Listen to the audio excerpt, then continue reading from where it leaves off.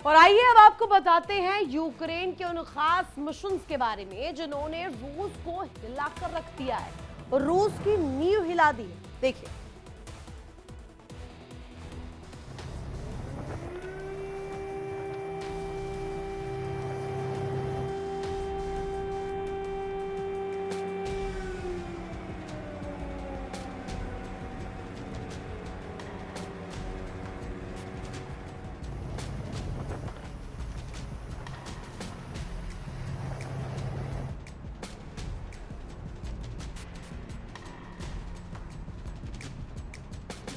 Ukraine लगातार रूस पर नए नए और स्वदेशी हथियारों से हमला कर रहा है। रूस जैसे ही एक हथियार की काट निकालता है, तब तक यूक्रेन नया हथियार जंग के मैदान में उतार देता है।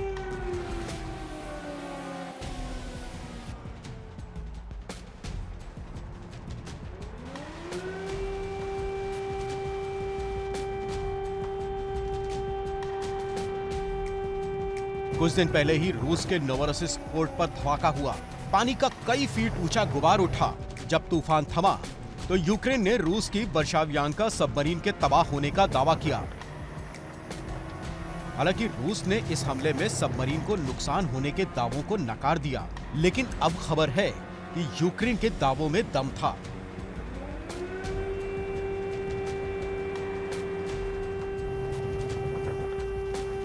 बताया जा रहा है कि यूक्रेन ने इस मिशन के लिए खास हथियार तैयार किया था, सब सी बेबी ड्रोन।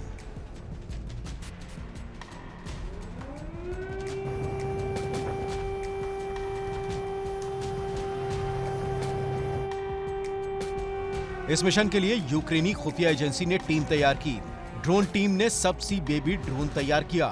ब्रिटिश खुफिया एजेंसी ने ड्रोन के लिए तकनीक मुहैया कराई और जर्मनी ने इंटेलिजेंस सपोर्ट उपलब्ध कराया।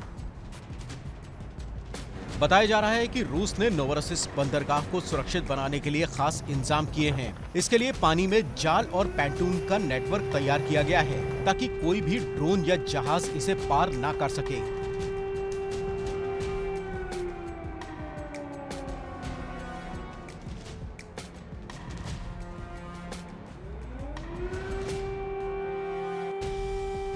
लेकिन यूक्रेन के नए हथियार सब सी बेबी ड्रोन ने समंदर के अंदर से ही इसे पार कर लिया।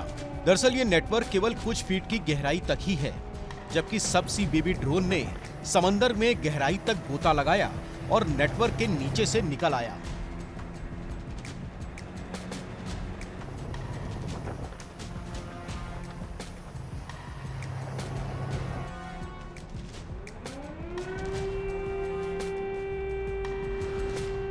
बताया जा रहा है कि ड्रोन के आगे सोवियत युग का एक बम बंधा था, जो सबमरीन से टकराते ही फट गया, जिससे सबमरीन का पिछला हिस्सा तबाह हो गया और पनडुब्बी समंदर की गहराइयों में डूब गई।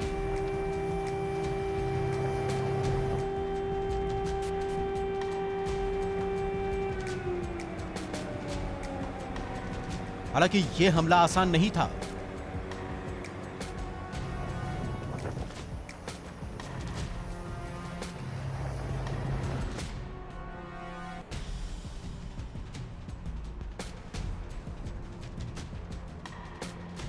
इससे पहले यूक्रेन की सेना ने नोवोरोसिस्क के येयस्क एयरबेस पर अटैक किया। यहां खड़े टोही विमान IL-38N को तबाह कर दिया गया। दरअसल ये विमान सबमरीन का पता लगा सकता था, लेकिन एक बार ये विमान तबाह हो गया तो यूक्रेन का ड्रोन अपने मिशन पर निकल पड़ा।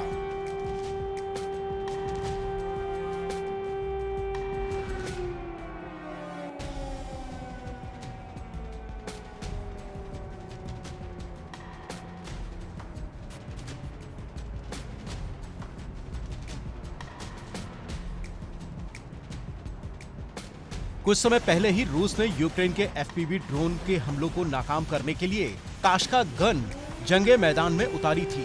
इस गन से 4x4 का एक नेट निकलता है जो करीब ही उड़ते हुए ड्रोन को फंसा सकता है।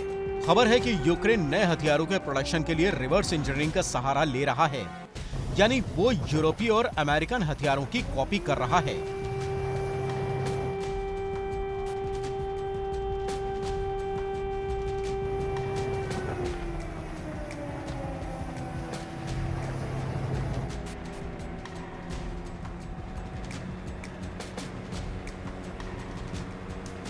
यूक्रेन के इंजीनियर एक मल्टीपल रॉकेट सिस्टम तैयार करने की कोशिशों में लगे हैं।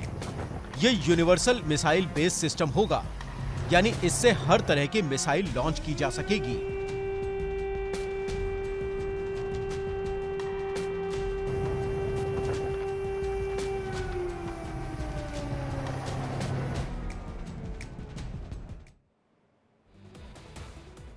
तो देखा आपने कैसे यहाँ पर जो ये जंग है किस तरीके से अब हाई तकनीक के जरिए लड़ी जा रही है और सीधे सीधे इसको लेकर के बड़ी जानकारी भी मिल रही है, बड़ी खबर सामने आ रही है। सेना को मजबूत करने की कोशिश में अब लिथुआनिया भी सामने आ गया है।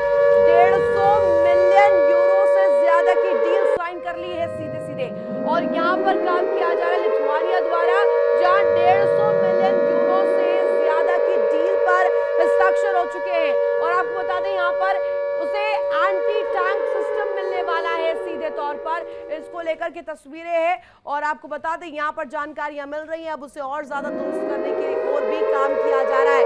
अब आइए आपको बताते हैं कि किस तरीके से ये हाई डेफिनेशन जो औजार है, जो कहा जाए बारूदी जंग को और सुलगा सकते हैं, इसके लिए किस तरीके से तैयारी की जा रही है। रूस और यूरोप के बीच बढ़ते तनाव के बारे में अब आपको जानकारियां देते हैं।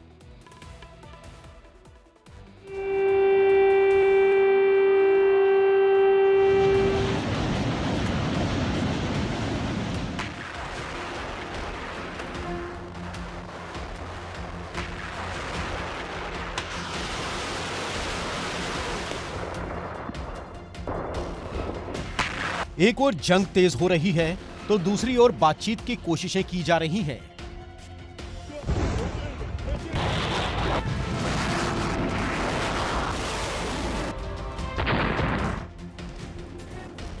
लेकिन इन दोनों के बीच एक किरदार ऐसा भी है जो जंग को थमने नहीं देना चाह रहा है, यानी उसकी कोशिश जंग को और भी लंबा खींचने की है।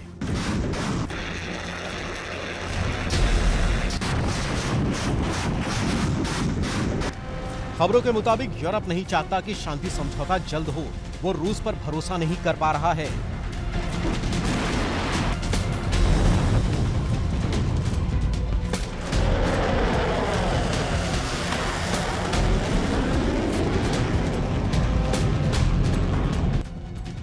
और लंबे समय तक रूस को यूक्रेन में ही जंग में उलझाकर रखना चाहता है, ताकि यूरोप को बिना अमेरिका के ही अपनी सुरक्षा के लिए तैयारी करने का समय मिल जाए।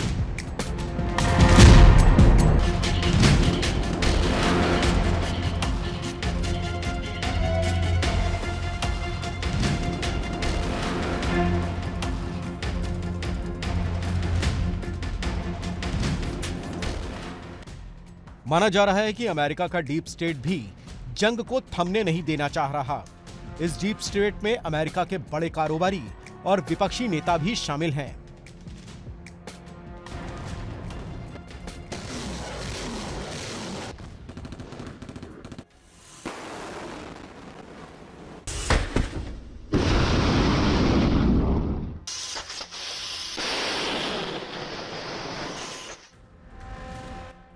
हथियार कारोबारी जंग को लंबे चलने देना चाह रहे हैं ताकि उनके हथियार बिकते रहें। उधर विपक्षी नेता भी शांति व्यवस्था स्थापित होते नहीं देखना चाहते ताकि ट्रंप की साख कमजोर हो।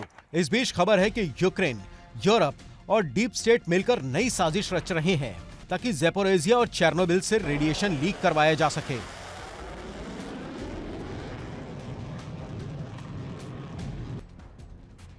दरअसल IAEA समेत कई एक्सपर्ट्स ज़ैपोरिज़िया और चेर्नोबिल से रेडिएशन लीक की आशंका जता चुके हैं। IAEA रूस को संयम रखने की सलाह दे चुका है।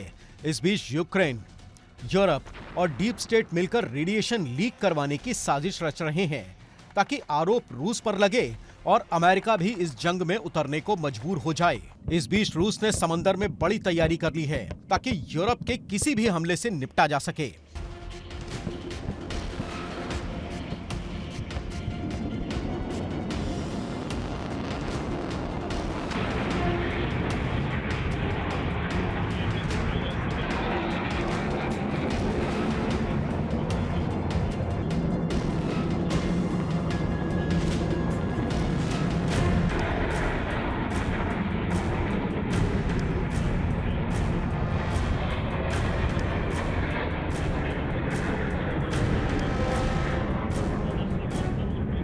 बाल्टिक सागर में रूस ने न्यूक्लियर सबमरीन तैनात कर दी है। साथ ही रूस के स्पेशल मरीन कमांडोज भी तैनात किए गए हैं। कैलिनिनग्राद में परमाणु मिसाइल वॉर रेडी की जा चुकी है। बेलारूस में ओरेशनिक मिसाइल तैनात की जा चुकी है। आर्कटिक से लेकर बाल्टिक तक ड्रोन से सर्विलांस की जा रही है। इसके अलावा रूस समंदर में खास तैयारी कर रहा है। रूस की नजर अब समंदर में मौजूद उन आइलैंड्स पर है जहां नेटो अपना बेस बनाने की तैयारी कर रहा है। इनमें रूस के निशाने पर पोलैंड का वोलेन द्वीप, स्वीडन का गॉटलैंड द्वीप, डेनमार्क का बॉर्नहोम द्वीप, एस्टोनिया का मुहु, ह्यूमा और सरिमा आइलैंड, जर्मनी का रुगेन आइलैंड और फिनलैंड का एलैंड द्वीप शामिल है। बाल्टिक सागर में रूसी सेना लगातार तैनाती बढ़ा रही है, जिससे निपटने के लिए यूरोप ने भी तैयारी कर ली है। खबरों के मुताबिक गॉटलैंड में डिफेंस सिस्टम तैनात किया जा रहा है, जबकि बॉर्नहोम में मरीन कमांडोज की तैनाती की गई है। इसके अलावा रुगेन में एडवांस रडार सिस्टम भी लगाया जा रहा है। नेटो देश रोमानिया में भी एक हथियार स्टोरेज बना रहे हैं, जहां से यूक्रेन को हथियारों की सप्लाई तेजी से की जा सकती है।